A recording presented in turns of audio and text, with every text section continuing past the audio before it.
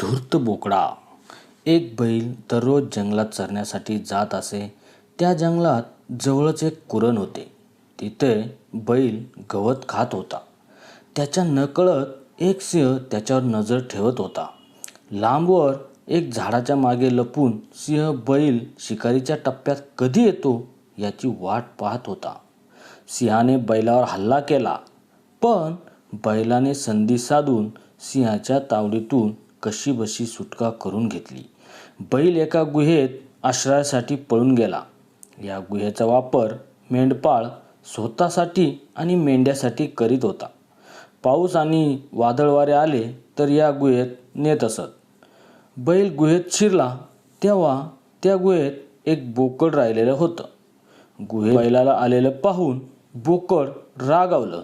आपल्या ताकदीची पर्वा न करता तो बैलाच्या अंगावर धावून गेला.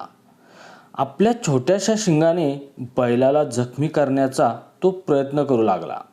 बैल त्याला काहीच प्रतिकार करत नव्हता. गुहेच्या बाहेर सिंह उभा आहे हे माहीत असल्यामुळे बैलाने त्याला प्रतिकार केला नाही.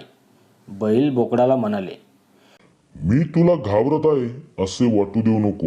तू मनातही असा विचार आणू नकोस. या क्षणी सिंह गुहेच्या दारातून निघून जाईल त्या क्षणी मी तुला आयुष्यभर लक्षात राहील असा धडा शिकवेन.